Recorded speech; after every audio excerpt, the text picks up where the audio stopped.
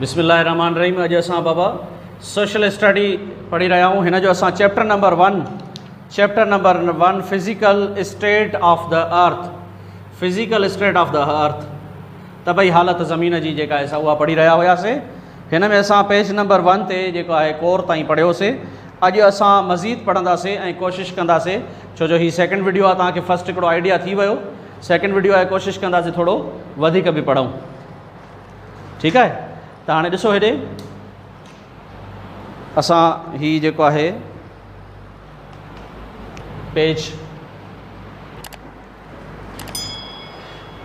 हीअ ज़मीन जे अंदरि जेको आहे तह आहिनि, उहे डिफरेंट जेके तह आहिनि प्लेटनि जी सूरत में, उनखे टेक्टोनिक प्लेट्स थो चइजे। It is a reality that the existing continents were once in the form of a single continent called Pangaea. इहा हिकु हक़ीक़त आहे त जेके हिन वक़्तु जेके कॉन्टिनेंट्स मौजूदु आहिनि, यानी खंड, उहे अॻे हिकिड़ो ई कॉन्टिनेंट हुया जेके पेंजिया चयो वञे थो। हीअ जेके कॉन्टिनेंट्स तव्हां ॾिसो था पिया, हीअ डिफरेंट कॉन्टिनेंट्स तव्हां ॾिसो था, ठीकु आहे न। दुनिया में 7 खंड आहिनि, तव्हां पढ़ियो हूंदो, ठीकु आहे। त 7 खंड आहिनि, त अॻे इहे हिकिड़ो ई हुयो। उन खां पोइ छा थियो, gradually large continents divided into smaller parts या plates which got the form of present continents.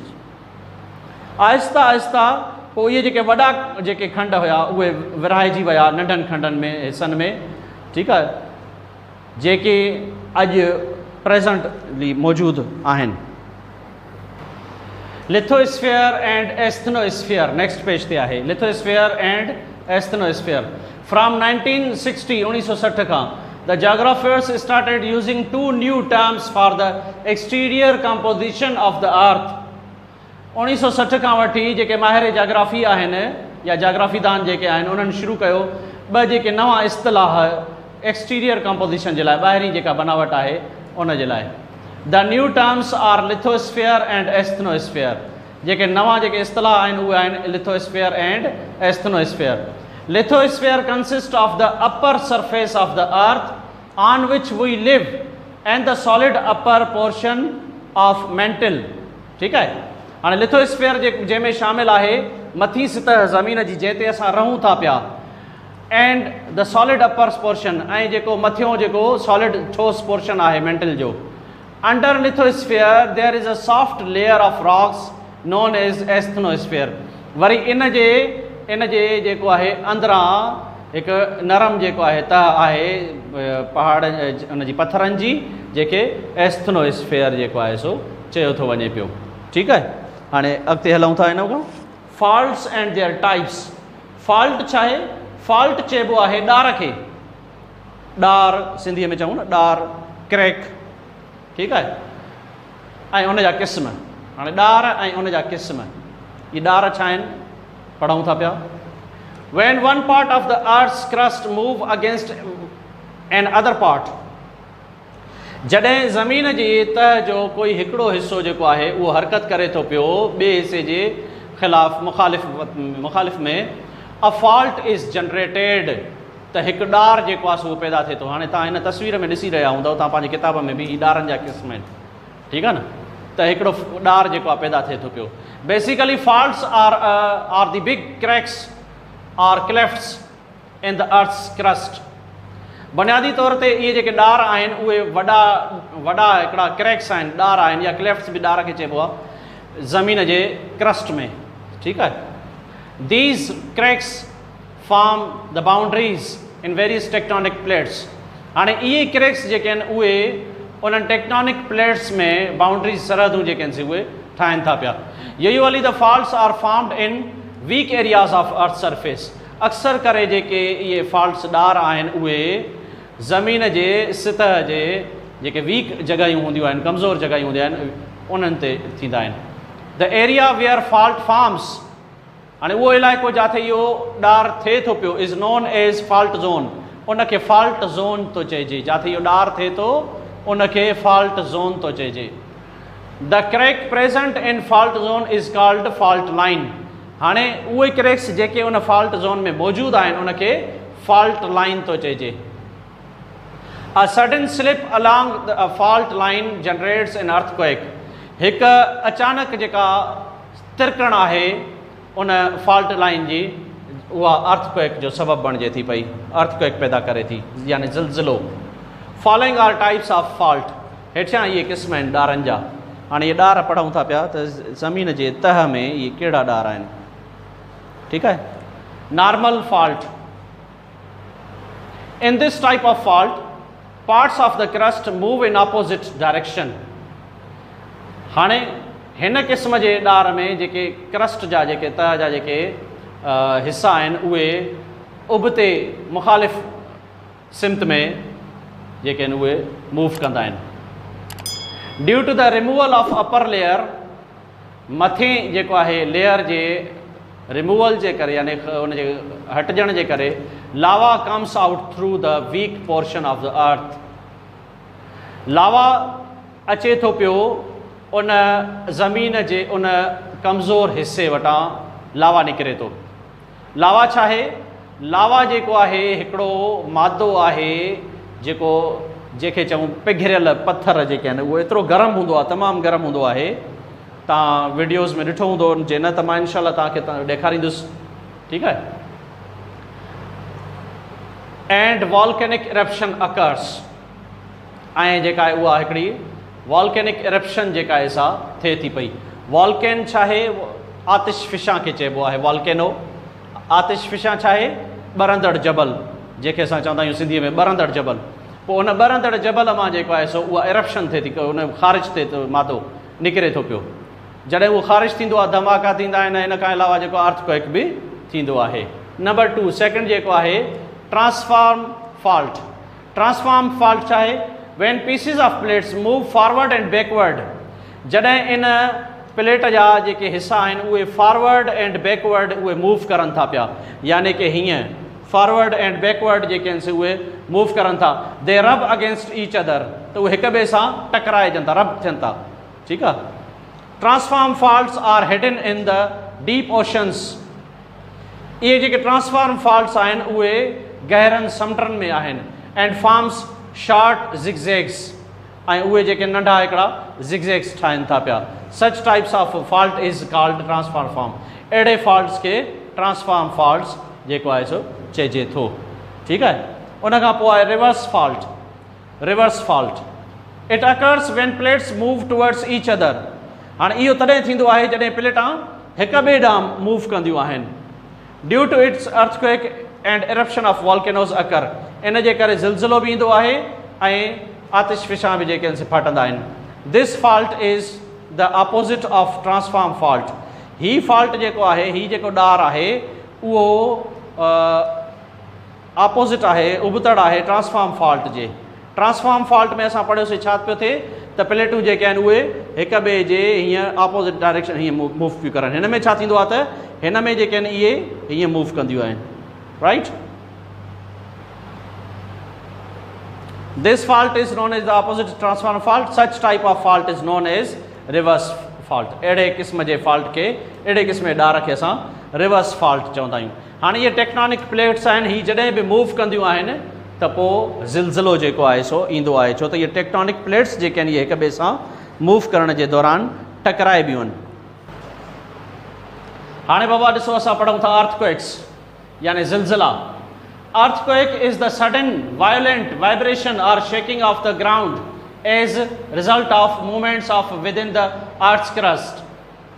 हाणे ज़िलज़िलो जेको आहे उहो अचानक हिकिड़ी वाइब्रेशन आहे, वायलेंट वाइब्रेशन आहे या शेकिंग आहे, जंहिंखे तव्हां लुॾणु चओ या जुंबिश चओ, उहा थिए थी पई ग्राउंड जी, ज़मीन जी। उहा थींदी आहे ज़मीन जे क्रस्ट जे मूवमेंट जे करे, यानी ज़मीन जे अंदरि जेके तह आहिनि उन्हनि जे मूवमेंट्स जे करे। When earthquake occurs in any part of the earth, जॾहिं कंहिं बि हिस्से में अर्थक्वेक थींदो आहे त पोइ the waves of earthquake travel in the all directions, त पोइ जेके वेव्स जेके आहिनि, लहरूं जेके आहिनि अर्थक्वेक जूं, उहे सभिनी डायरेक्शंस में वेंदियूं आहिनि, फैलबियूं आहिनि। The scientific instrument used to measure the intensity of earthquake is known as seismometer। हाणे साइंटिफिक हिकिड़ो औज़ार जेको अर्थक्वेक जी गहराई खे मापींदो आहे उनखे चइबो आहे सेल्समोमीटर। ठीकु आहे।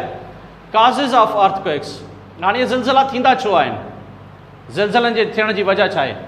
Number 1 movement of tectonic plates, जेको असां अॻो पढ़ी आयासीं त जॾहिं टेक्टोनिक प्लेट्स जेके आहिनि इहे मूव कंदियूं आहिनि त पोइ ज़िलज़िलो ईंदो आहे।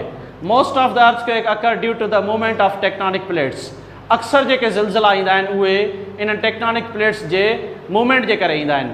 When these plates collide with each other, जॾहिं इहे प्लेटूं हिक ॿिए सां टकराइबियूं आहिनि, द अर्थ सरफेस वाइब्रेट्स, त ज़मीन जी सतह जेका आहे उहा जुंबिश खाईंदी आहे या लुॾंदी आहे, and there is an earthquake, त पोइ ज़िलज़िलो ईंदो आहे। नंबर ॿियो थींदो आहे वॉल्केनिज़म। वॉल्केनिज़म यानी कि जॾहिं वॉल्केनो फाटंदो आहे, हीउ ॾिसो हीउ आतिशफ़िश आहे, हीउ लावा ॻाढ़ो जेको नज़र अचे थो इहो लावा इहो इन मां निकिरंदो आहे।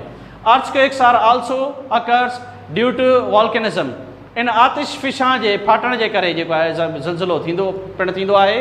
When lava reaches the surface of the earth, जॾहिं इहो लावा ज़मीन जे सतह ते पहुचंदो आहे, it erupts out from any weak part of the earth, त पोइ इहो जेको आहे निकिरंदो आहे कंहिं बि ज़मीन जे कंहिं बि कमज़ोर जॻह तां। There is a movement on the surface of the earth, त पोइ ज़मीन जी सतह ते मूवमेंट थींदी आहे, हरकत थींदी आहे। In this way वॉल्केनिज़म becomes a काज़ ऑफ अर्थक्वेक, इन तरह सां जेको वॉल्केनिज़म आहे उहो सबबु बणिबो आहे अर्थक्वेक जो, यानी ज़िलज़िले जो। पोइ असां चऊं था पिया त इफेक्ट्स ऑफ अर्थक्वेक, इन जा असर कहिड़ा थींदा आहिनि, जॾहिं ज़िलज़िलो ईंदो आहे त पोइ कहिड़ा असर थींदा आहिनि। नंबर 1 बिल्डिंग्स आर डिस्ट्रॉइड, इमारतूं किरी पवंदियूं आहिनि, तबाह थी वेंदियूं आहिनि। पीपल आर इंजर्ड, माण्हू ज़ख़्मी थींदा आहिनि। And there is a loss of lives and materials, ऐं पोइ ज़िंदगियुनि जो जानियुनि जो ऐं माली नुक़सान बि थींदो आहे। Number 2 the system of electricity water and gas is disturb, त पोइ इलेक्ट्रिसिटी जो सिस्टम, बिजली जो निज़ाम, पाणी जो निज़ाम ऐं गैस जो निज़ाम बि डिस्टर्ब थींदो आहे। छो त जॾहिं इहा ज़मीन लुॾंदी आहे, ज़िलज़िलो ईंदो आहे त ज़मीन बिल्डिंग्स सॼियूं किरंदियूं आहिनि, त इन सां गॾु बिजली जा थंभा बि किरंदा आहिनि ऐं गैस जा पाइप बि जेके आहिनि उहे बि फाटंदा आहिनि, त अहिड़े तरह सां उहे बि डिस्टर्ब थींदा आहिनि। Number 3 there are also threats of floods and tsunami, त पोइ जेको आहे उते ॿोॾ जो बि ख़तरो थींदो आहे ऐं सुनामी जो बि ख़तरो थींदो आहे। हाणे फ़र्ज़ु कयो जेकॾहिं साहिली पट्टी ते अगरि ज़िलज़िलो अचे थो पियो त पोइ इहो ज़िलज़िले जो इफेक्ट समुंड ते बि थींदो आहे, या समुंड जे अंदरि अगरि ज़िलज़िलो अचे थो त पोइ उन ज़िलज़िले जो जेको असरु आहे उहो उन समुंड ते थींदो आहे, जंहिंजे करे वॾियूं वॾियूं लहरूं जेके आहिनि से पैदा थींदियूं आहिनि। जॾहिं उहे वॾियूं लहरूं पैदा थींदियूं आहिनि त उहे ज़मीन जे तरफ़ ईंदियूं आहिनि। हाणे रिसेंटली जेको आहे गुज़िरियल साल में तव्हां ॾिठो हूंदो त जापान में जेका आहे सुनामी ज़िलज़िलो थियो हुयो, पोइ सुनामी आई। सुनामी चइबो आहे उन सामुंडी पाणीअ जे अचणु, उन वॾियुनि लहरुनि जे अचण खे। फ्लड चइबो आहे ॿोॾ खे। ठीकु आहे, त इहा जॾहिं ज़मीन लुॾंदी आहे त पोइ ज़ाहिर आहे असांजा जेके दरिया आहिनि उन्हनि जे अंदरि बि जेका आहे सा उहा हिकिड़ी मूवमेंट जेका हरकत पैदा थींदी आहे, जंहिंजे करे पाणीअ जो वहकिरो तेज़ थी वेंदो आहे ऐं त उन सां पोइ फ्लड जे अचण जो बि ख़तरो थींदो आहे। The facilities of transportation disturb after the destruction of bridges and roads, हाणे जेके ट्रांसपोर्ट जूं जेके फैसिलिटियूं आहिनि, आमदरफ़्त जूं जेके सहूलियतूं आहिनि उहे बि डिस्टर्ब थींदियूं आहिनि, छाकाणि जो जेके रोड आहिनि या पुलियूं आहिनि उहे ब्रिजिस उहे जेके आहिनि से उहे तबाह थी वेंदियूं आहिनि। त इहो जेको आहे सो इफेक्ट्स आहिनि, इहे असर आहिनि अर्थक्वेक जा। उन खां पोइ असां जेको आहे सो नेक्स्ट पढ़ूं था पिया डिस्ट्रीब्यूशन ऑफ अर्थक्वेक्स, अर्थक्वेक खे कीअं जेको आहे विराइजे थो। Most of the earthquake occur around the areas of Atlantic ocean, अक्सर करे जेके अर्थक्वेक्स थियनि था पिया उहे एटलांटिक ओशन जे भरिसां थियनि था पिया। This region includes the areas of Alaska, Aleutian, Japan, Mariana, Philippines and New Guinea etcetera. हाणे इहे जेके मुल्क आहिनि इन्हनि मुल्कनि में जेको आहे सो इन्हनि इलाइक़नि में इहे जेके ज़िलज़िलो जेको आहे सो थिए थो पियो, छाकाणि जो इहे एटलांटिक ओशन जे भरिसां थियनि था पिया।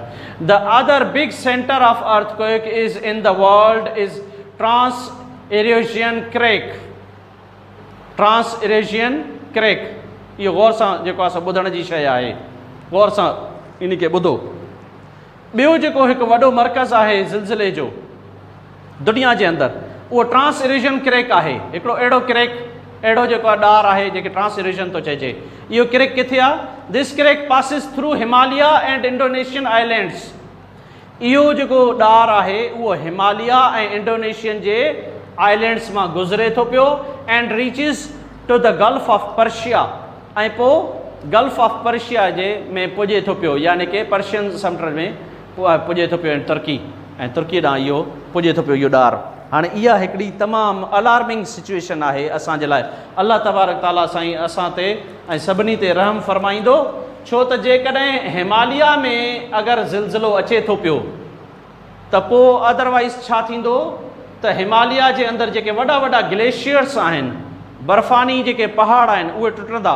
उन्हनि जे टुटण जे करे छा थींदो, उहा सॼी बर्फ़ जेका आहे पाणी भर थी वेंदी, ऐं उन जे पाणी थियण जे करे एॾी वॾी ॿोॾि ईंदी जो इहे असांजा सभु इलाइक़ा जेके बि असांजा इलाइक़ा आहिनि, जंहिंमें पाकिस्तान, बांग्लादेश, इंडिया, श्रीलंका, इंडोनेशिया, इहे जेके आहिनि नेपाल, इहे सभु जेके आहिनि से इन सां मुतासिर थी सघनि था पिया। त अल्लाह तबारक ताला रहम फरमाईंदो, पंहिंजे हिफ़्ज़ अमान में रखंदो सभिनी खे। ठीकु आहे, पढ़ण जो मक़सदु इहो ई हूंदो आहे त असांखे जेको आहे इल्मु मिले। हाणे बाबा ही कुझु लफ़्ज़ आहिनि जेके असां न्यू वर्ड्स कुझु लिखिया आहिनि, इन्हनि मां कुझु पढ़ियल बि हूंदा तव्हांजा, कुझु जेके आहिनि से न बि पढ़ियल हूंदा। हिन खां अलावा बि जेकॾहिं कोई लफ़्ज़ सम्झ में न अचे त तव्हां पाण डिक्शनरी मां उन जी मीनिंग बि कढी सघो था, या तव्हां मूंखां बि पुछी सघो था पिया। ठीकु आहे, त ही वर्ड्स पंहिंजी कॉपी में नोट कयो ऐं इहे पढ़ंदा रहो, यादि बि कयो, जेको असां पढ़ियोसीं उनखे दोहरायो। ठीकु आहे, त इंशाअल्लाह ताला वरी नेक्स्ट वीडियो सां गॾु मिलंदासीं। ओके, तेसिताईं अल्लाह हाफ़िज़।